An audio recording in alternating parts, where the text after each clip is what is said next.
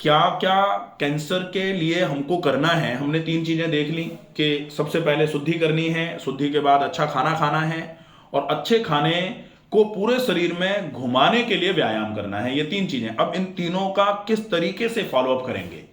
Cancer कहीं भी हो, चाहे वो प्रोस्टेट का कैंसर हो, चाहे वो ओवरी का हो, यूट्रस का हो, ब्रेस्ट का हो, लंग्स का हो, लिवर का हो, कहीं का भी हो, हमें एक ही प्रोटोकॉल पर चलना है कि आप अपने शरीर की पहले शुद्धि करो। अब शुद्धि के लिए सबसे पहले नंबर पर जल्दी जागना, ये अपने आप में सबसे अच्छा इलाज माना जाता है। और ये मैं कह रहा हूं इसलिए नहीं, ये पुराने समय से कहा गया है, ब्रह्म मुहूर्त उत्तिष्ठे स्वस्थो रक्षार्थमायुषः। अगर आप अपने स्वास्थ्य की रक्षा करना चाहते हो, आयु अपनी बढ़ाना चाहते हो, आयु की रक्षा करना चाहते हो, तो ब्रह्म मुहूर्त में उठना शुरू कर दो। हाँ, तो सवेरे जल्दी जागना ये सबसे पहला इलाज है। जल्दी जागें, जागते ही ऊषा पान करें। ऊषा पान मतलब ज्यादा मात्रा में ऊषा काल में पानी पीना।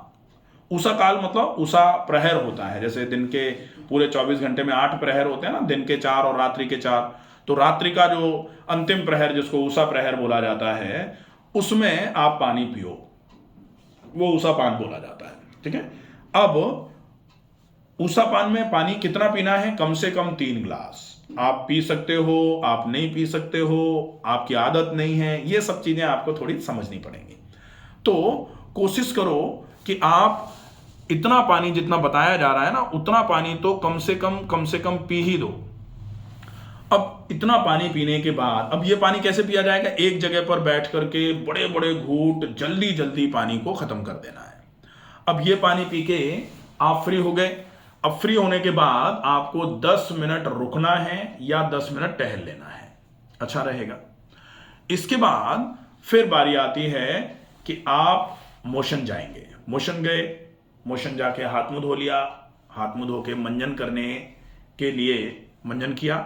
मंजन के बाद में एक प्रोसेस होता है जो ओरल हाइजीन को मेंटेन करेगा, और ओरल हाइजीन मेंटेन करने के साथ साथ ये आपके लिए काम करेगा गैस्ट्रोकोलिक रिफ्लेक्स बढ़ाने का। गैस्ट्रोकोलिक रिफ्लेक्स का मतलब होता है आंतों की चाल को बढ़ाने का। ये बहुत अच्छे तरीके से काम करेगा। अब आंतों की चाल बढ़ेगी, इससे आंतों की चाल बढ़ेगी तो फिर जो आपका खाया गया खाना है वो नीचे की तरफ जल्दी जल्दी उतरना चालू हो जाएगा, ठीक रहेगा। इसके बाद फिर आप सादे पानी से कुल्ले गरारे कर लो, और उसके बाद फिर नश्य करो। नश्य, आपको जो प्रॉब्लम है वो तो है ही, लेकिन आपकी नाक में भी थोड़ा सा तिरछापन है। हाँ, डीएनएस बोला जाता है इसको, नाक हल्की तिरछी है। ऐसे ऐसे देखो ना, हाँ देखोगे ऐसे करके थोड़ी तिरछी है। इसी नाक के तिरछेपन को बोला जाता है डीएनएस। डीएनएस मतलब deviation of nasal septum. Nasal septum जो है ना, नाक बीच का, तो ये सेप्टम आपका जो है वो डेविएटेड है। डेविएटेड सेप्टम में आपको क्या होगा, आपकी नाक थोड़ी सी हल्की सी चॉक्ड रहेगी, नाक थोड़ी सी बंद रहेगी, और वो नाक का बंद होना आपके शरीर में ऑक्सीजन की कमी करा देगा। अब अगर शरीर में ऑक्सीजन की कमी हो गई तो अपन तो कह रहे हैं कि ऑक्सीजन तो बहुत ज़्यादा जरूरी है। आप 1 मिनट के लिए नाक को बंद कर लो, मुंह को बंद कर लो, आपको भड़बड़ी छूट जाएगी। अब आपकी नाक अगर थोड़ी सी भी, मैं तो कहता हूँ 10% भी अगर बंद है तो वो आपके पूरे 24 आवर्स में 10% ऑक्सीजन कम पहुंचाएगा, वो तो बहुत नुकसान कर सकता है। ठीक है। तो नश्य कंपलसरी है। नश्य डीएनएस है इसलिए तो करना ही है आपको। जिनको डीएनएस नहीं है उनको भी करना चाहिए।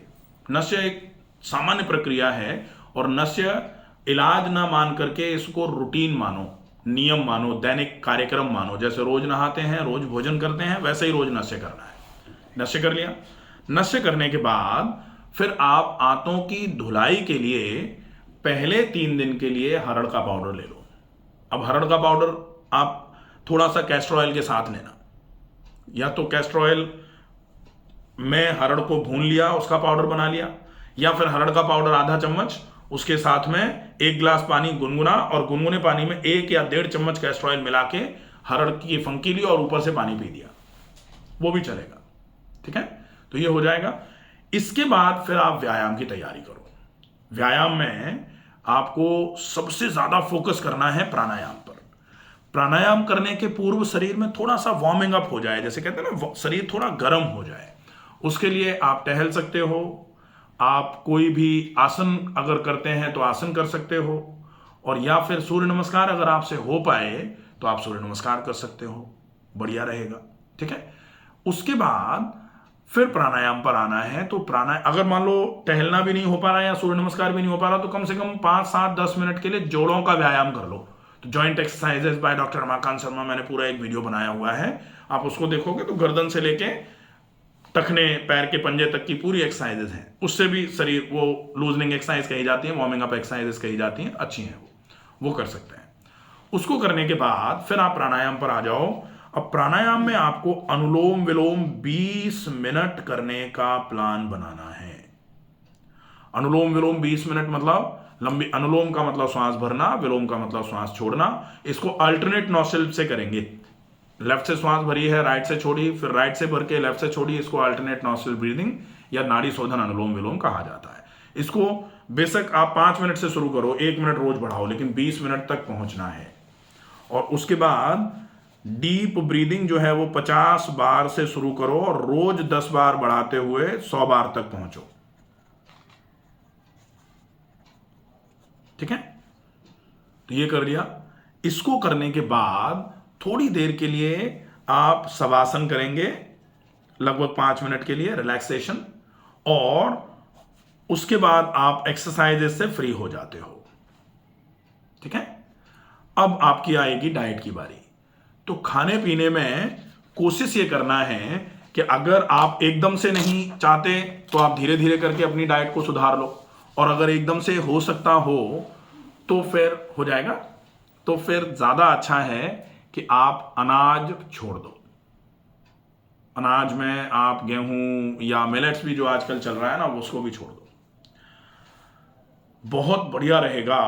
आप ताजे फल, ताजी सब्जियों का रस या सलाद, या फिर आप थोड़ा सा नमक अगर चाहें तो उबली हुई सब्जियों में सेंधा नमक का उपयोग कर लो, बढ़िया रहेगा। जितने भी पत्ते, जो पेड़ के पत्ते, जो फलदार वृक्ष होते हैं उनके पत्ते हैं, उन पत्तों को आप जैसे 10-10, 15-15 पत्ते लेकर के अच्छे से धो करके ढंग से आप साफ पानी में धो लो, पहले साफ में धो लो, फिर गुनगुने में थोड़ी देर के लिए अच्छे से धो लो, क्योंकि पत्तों पे आजकल केमिकल बहुत रहता है, तो वो ध्यान रखना पड़ेगा। धो के आप उन पत्तों का रस बनाओ, और उस पत्तों के रस को एक बार में लगभग 100 ml के आसपास वो रस ले लो। उसमें पीपल के पत्ते हो सकते हैं, उसमें जामुन के पत्ते हो सकते हैं, अमरूद के पत्ते हो सकते हैं, बेल के पत्ते हो सकते हैं, अच्छा रहेगा ये। ठीक है, पानी में बॉयल करके या चरण करके? चरण करके, बॉयल नहीं करने की आवश्यकता, चरण करके आप तो पूरा पी जाओ उसको। अच्छा, उसको छानना भी नहीं, छानने की भी जरूरत नहीं, अगर पूरा पी सकते हो तो अच्छी बात है, नहीं पी पाए तो छान के पी लेंगे, कोई दिक्कत नहीं। फिर आप जैसे अभी कच्ची हल्दी, या फिर कच्ची हल्दी नहीं मिल रही है तो फिर अभी कच्ची हल्दी वैसे तो मिल जाएगी, बहुत इजीली मिल जाएगी, तो कच्ची हल्दी, थोड़ा सा उसमें अदरक, लेकिन क्वांटिटी बहुत कम रखनी है, क्योंकि आपकी प्रकृति भी पित्त की है, गर्मी की तासीर है आपकी, तो आप हल्दी और अदरक लेंगे तो शरीर में गर्मी बढ़ेगी। अब उस बढ़ी हुई गर्मी को कम करने के लिए आपको पानी पीना पड़ेगा, तो पानी की क्वांटिटी आपकी 3-3.5 लीटर के आसपास होनी चाहिए इन अ डे। ठीक है, तो कच्ची हल्दी, उसमें थोड़ा सा अदरक, थोड़ा सा एलोवेरा डाल दो उसमें, और आप थोड़ा आंवला डाल दो। ठीक है, तो ये आप ले सकते हो, बढ़िया रहेगा। इसके बाद फिर आपको जो डाइट में, जैसे भूख लगेगी, अब भूख लगेगी तो आप क्या ले सकते हो, फल ले सकते हो। हाँ, दिन में 3-4-5 बार फल ले लो। फलों में आपके लिए बेस्ट जो फल है वो है अनार, पपीता, सेब।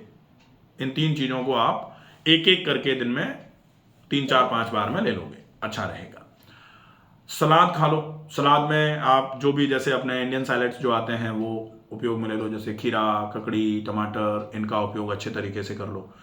आपको अगर ऐसा लगे कि आप इससे नहीं बैठ रही है व्यवस्था, थोड़ा नमकीन कुछ चाहिए, तो फिर आप सब्जी, जो भी सब्जी है उसको उबाल करके आप उसमें थोड़ा सा सेंधा नमक डाल करके, थोड़ा सा जीरा डाल के, अच्छे से हींग डाल के छौंक लगा के, छौंक मतलब गाय के घी में लगाया जा सकता है या सरसों के तेल में। मुझे वो सब नहीं भी होगा तो चलेगा। हाँ, तो ज्यादा अच्छा है, बहुत बढ़िया रहेगा। केवल अपक्व पर आ जाओ जी, तो बिना पके हुए पर ये हो जाएगा।